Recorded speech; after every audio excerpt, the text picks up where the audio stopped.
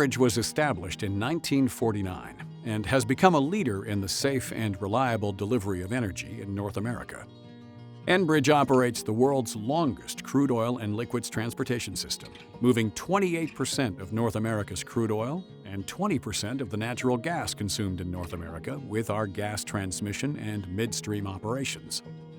Including our gas distribution and renewable power generation and transmission, Enbridge has operations in 42 states, 8 provinces, and 2 territories in North America, and additional investments in renewable energy abroad.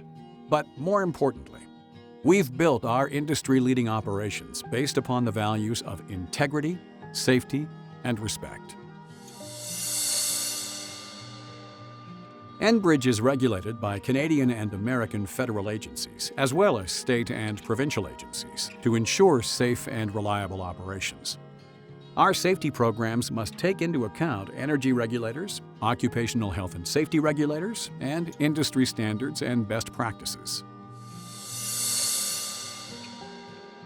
However, our commitment is not just to compliance, but to a larger goal we call our Path to Zero, an approach that is driven by 6 safety principles. Principle 1. All injuries, incidents, and occupational illnesses can be prevented. We refuse to accept that incidents or injuries are inevitable and acceptable. Prevention drives our second principle. All operating exposures can be controlled.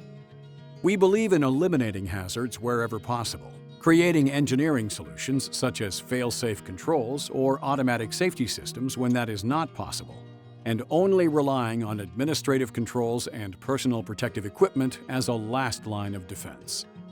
And that brings us to who ensures prevention.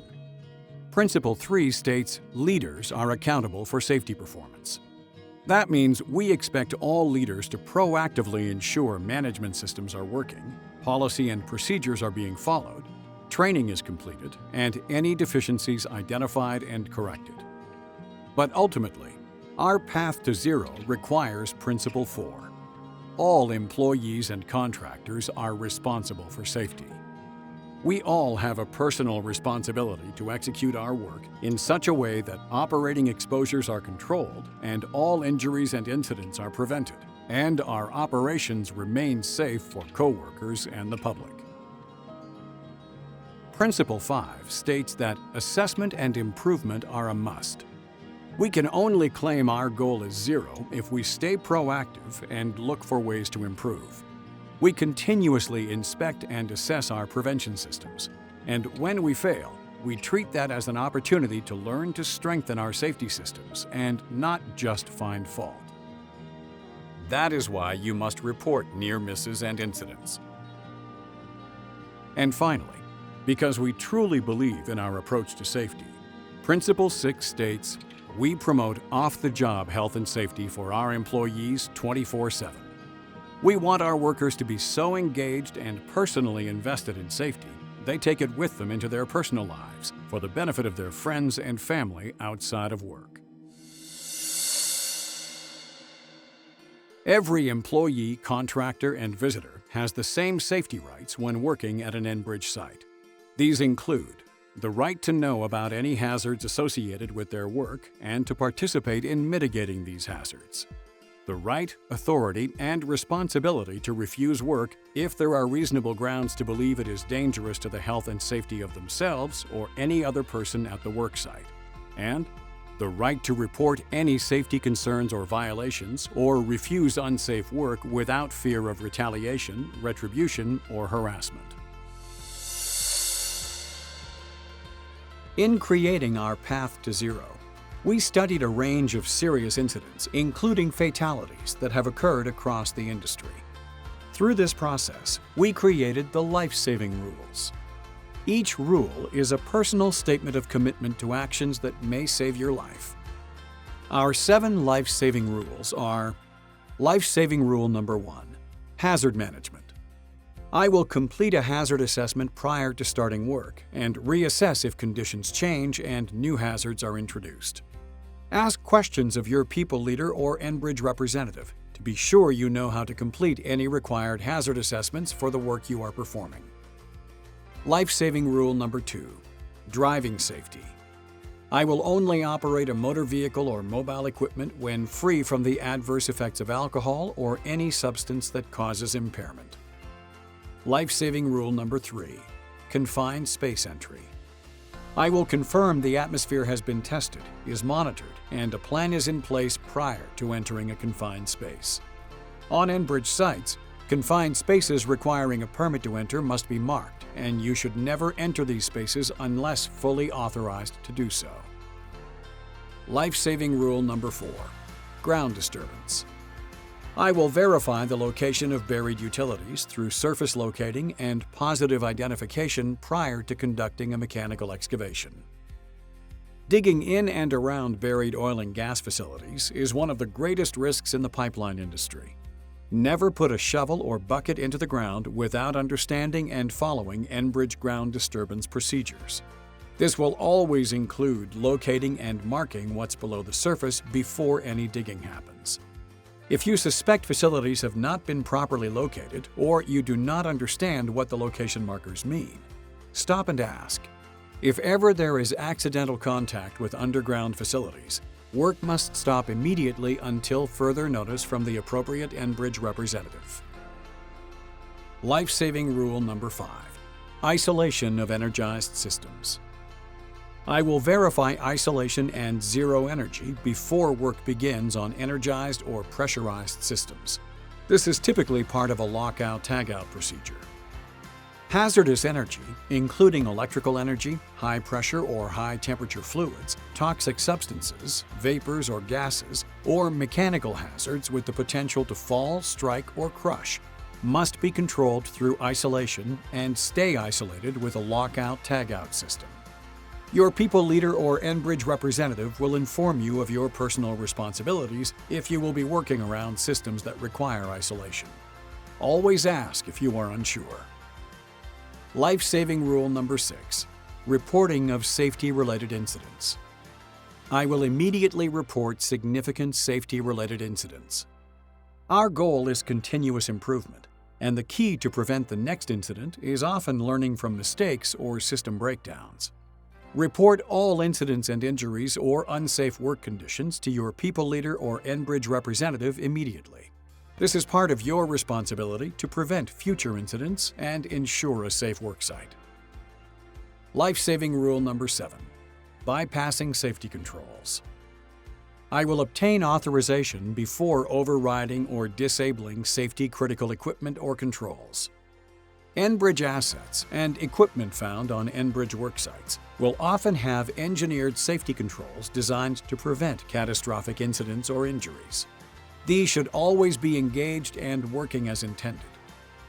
Where a task or other type of intervention requires you to override or disable these controls, that step can only happen after the proper authorization has been obtained.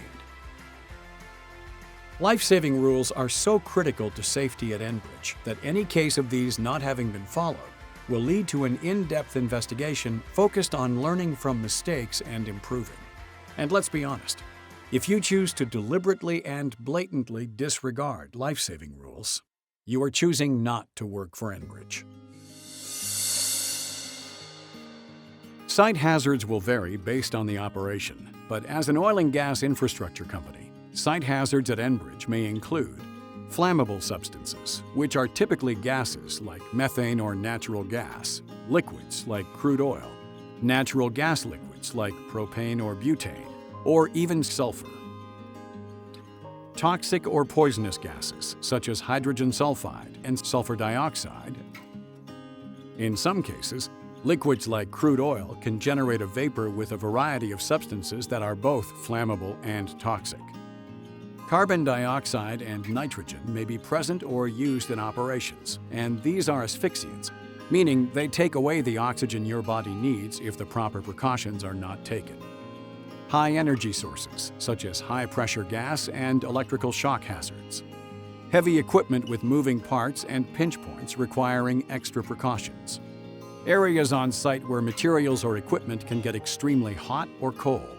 And confined spaces, excavations, and trenches represent entrapment or engulfment hazards, as well as the potential for hazardous atmospheres. At each Enbridge worksite, you will receive an orientation that will tell you the specific hazards of that site. On all Enbridge sites, hazardous products will be labeled, and safety data sheets will be available to help you identify the hazards, precautions, and controls for each of these products. If you encounter a product not labeled or one that you are unfamiliar with, stop and ask your people leader or Enbridge representative. Never assume it is safe. You must identify, assess, and control hazards prior to the start of all work at Enbridge. Enbridge worksites will use a variety of tools to manage hazards. Depending on your role and worksite, these may include safe work permits, field-level hazard assessments, job safety analysis or JSAs, pre-job safety meetings, or other specialized permits or risk or hazard assessment tools, for example, for confined space entry, ground disturbance, or crane operations. It's up to you to know which tools apply to you and your personal responsibilities. Safety at Enbridge is proactive, and we're serious about identifying and controlling hazards before we have an incident. Take your participation seriously when it comes to identifying hazards or sources of hazardous energy, applying hazard controls, and following permit requirements and conditions. Your life may depend on it. Your Enbridge worksite will have standard personal protective equipment, or PPE, requirements that must be followed. PPE is your last line of defense from injury due to hazards, and examples of PPE you will likely be required to use include approved hard hats, approved safety footwear, approved safety boots, approved high-visibility outerwear, task and hazard-specific gloves, and flame-resistant clothing in operating areas.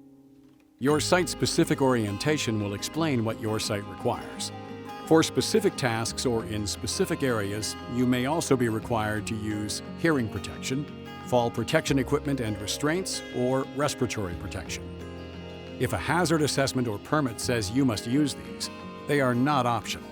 Use them. Your site-specific orientation will also tell you if there are requirements to remain clean-shaven so you can don respiratory protection in the event of an emergency. On Enbridge sites with hazardous or restricted areas, you will also be required to use a personal gas detector or monitor. It will detect and warn you of potentially toxic or explosive atmospheres. To be effective, they need to be set to standardized Enbridge alarm settings, properly charged, bump tested, calibrated, and then worn in the breathing zone. If you are required to wear a personal gas detector, ask all the questions you need to properly understand how it works and make sure it is working. Whenever your detector alarm goes off, the first response should always be leave the area, notify your supervisor or Enbridge representative, and only return to the work area after it has been assessed by the appropriate Enbridge representative. Expect restrictions on who can use mobile and heavy equipment on your Enbridge worksite. You must be qualified and authorized prior to use, and in most cases, there are equipment certifications, pre-use inspections, and equipment logbooks that must be completed and kept up to date. Know the rules that apply to the equipment on your site. Any vehicle entering a facility requires authorization from Enbridge. Commercial transport drivers picking up or dropping off loads in Enbridge facilities or worksites need to receive the applicable orientation and be informed of any Enbridge or site-specific requirements related to loading, unloading, load size, load securement, labeling, or safety requirements, such as a working positive air shutoff or PASO device. Remember to use a spotter and the appropriate signals whenever backing up or moving heavy equipment or vehicles through congested areas or areas with overhead hazards. Most facilities or work sites will have parking or driving area restrictions. Be sure you know what these restrictions are before entering an area, as vehicles can damage underground facilities or present an ignition hazard. Each Enbridge location has site-specific information about what to do in the event of an emergency, including the sound of the evacuation horn, designated muster procedure and area, building alarms and horns, location of emergency and safety equipment, location of first aid services, and the procedure for emergency communications. Information on emergency procedures that are specific to your work will also be provided. Ask your people leader or Enbridge representative if you are uncertain about how you will know there is an emergency and what you must do. All Enbridge worksites are subject to security arrangements, and these are critical to both the safety of the facility and your personal safety. If you are arriving at a facility or worksite that has security personnel, check in with them first to get the authorization you need before entering. Signing in and out as required is critical, especially in the event of an emergency. Your site-specific orientation will provide further security-related requirements or information as needed. At Enbridge, we believe all incidents can be prevented, and continuous improvement of our safety systems is the only way we can get there. Now that you are coming onto an Enbridge worksite, you are responsible to do your part by identifying hazards, conducting your work with the necessary controls in place, reporting incidents or unsafe conditions, and, if necessary, stopping work if it is unsafe. Remember, if you believe something may be unsafe or you are unsure about your responsibilities, you must ask. Your people leader or Enbridge representative will be happy to answer your questions or get you the answers you need. Our people leaders are accountable for safe work sites and operations, as are your fellow workers, but our success also depends on you and your responsibilities. Thank you for joining us on our Path to Zero.